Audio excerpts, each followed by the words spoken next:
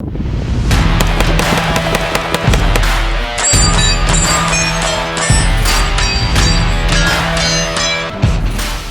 up guys, this is the Honest Outlaw here, and today we're going to be doing a kind of unplanned, unwritten out video.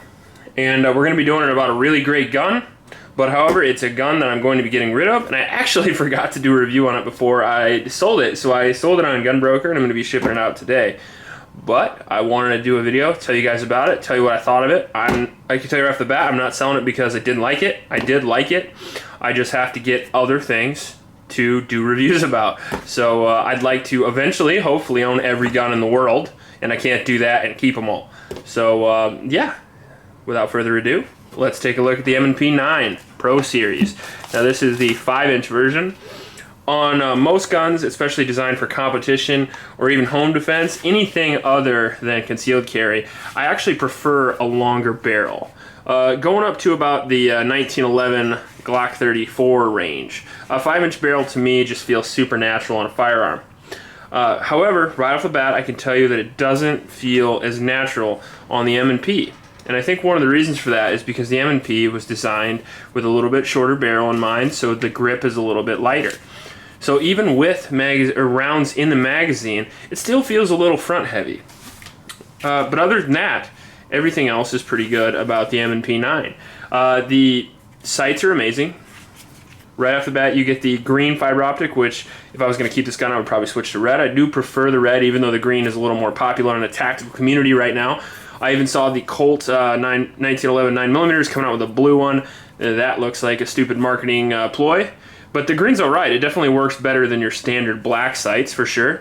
And the blacked out rear with the fiber optic front is my preferred sighting system. So that's awesome. That's a good add-on. With the longer slide, you get a longer sight radius. That doesn't really improve accuracy as much as it improves your ability to get the accuracy out of the pistol.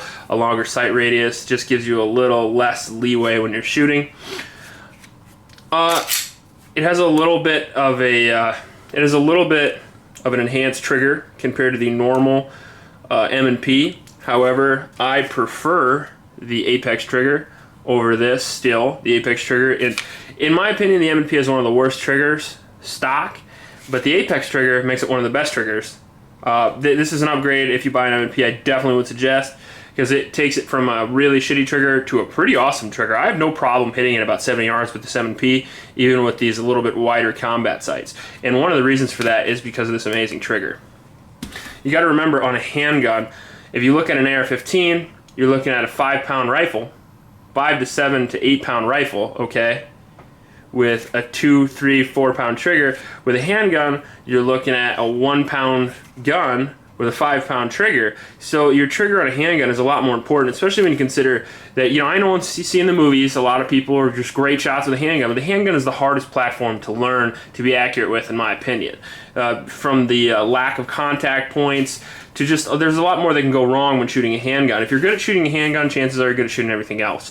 And one of the reasons for that is the handgun trigger. You gotta learn how to master that guy, and an easier trigger to use is just gonna be more beneficial to the shooter. Along with that, you get basically nothing else other than the standard M&P.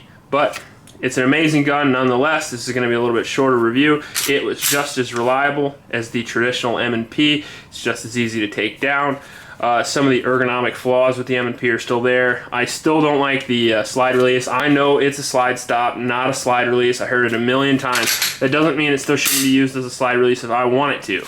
I like the option of using that if I want it to. I know you're supposed to come over and be super tactical, but in a competition gun like this one's designed for, the slide release is a faster method of operation than going over top. It just takes, you know, half a second, 1 second more off your match time going over top than it does using the slide release, because you can just slam the mag in, slide release, go.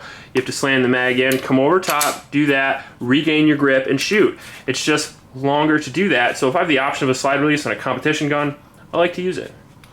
The ergonomics are great. One of the pros I forgot to mention real quick is that it comes with stippled grips. Mine did, I guess. I'm not sure. I didn't look that up. Again, I didn't research this video at all. I'm just going off my experience.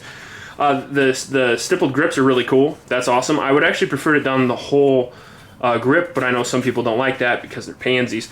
But I prefer the stippled grip. I prefer more friction the better. You know, up until the point where it hurts my hand, I'm still cool with it as long as that gun doesn't move. The trigger guard felt better on this one for some reason. That might be because my M&P is old. But other than that, guys, it's a great overall pistol. Okay, you could use this not only for just competition. If you wanted to and you had an outside the waistband carry, you could actually carry this inside the waistband. If you carry a normal M&P, you can carry this as well, because the extra barrel doesn't mean anything on inside the waistband carry. You could use it for home defense. It would definitely be amazing at that. I would actually prefer this for home defense over the normal M&P. A little less muzzle rise, so you get more shots off quick, and the longer length doesn't hinder you in any way. So it's a great option, guys, especially for the price that this thing is. I got this, the Pro Series, for right around $575, and I got it actually at a big box store too. So you could find this for much cheaper online. You can get it for around $525, somewhere in there. Great option, guys, especially when you want to start off in the production division, or if you want to start off in IPSC or something like that. Great option.